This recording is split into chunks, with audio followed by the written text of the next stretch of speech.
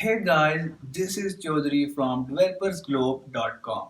This is my first ever video. Today I am gonna show you which programming language you should learn in 2021.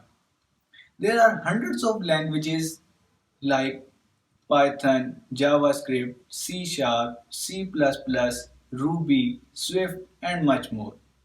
So guys, it's important to understand that which language you should start off, especially if you are watching this video.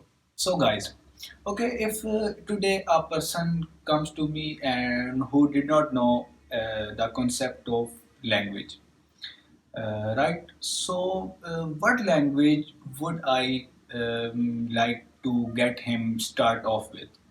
And I will be like, not Chinese, yeah, uh, because definitely it's a very difficult language. Now let's move to the computer programming. What language should I start off with? Right? Definitely not start off with the difficult language. So guys, I suggest you to start off with the simplest language, that is Python.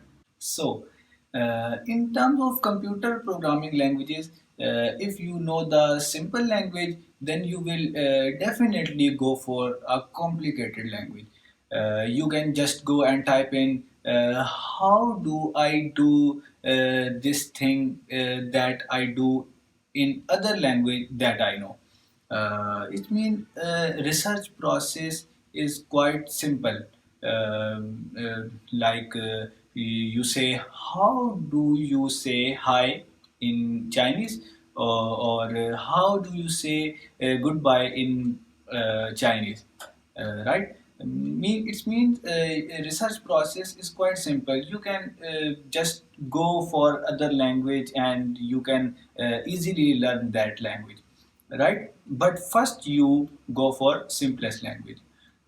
So guys, my recommendation to you is to start off with Python, because Python is a top growing language in the world. Even Google, Dropbox, Instagram, and even YouTube is built in with Python.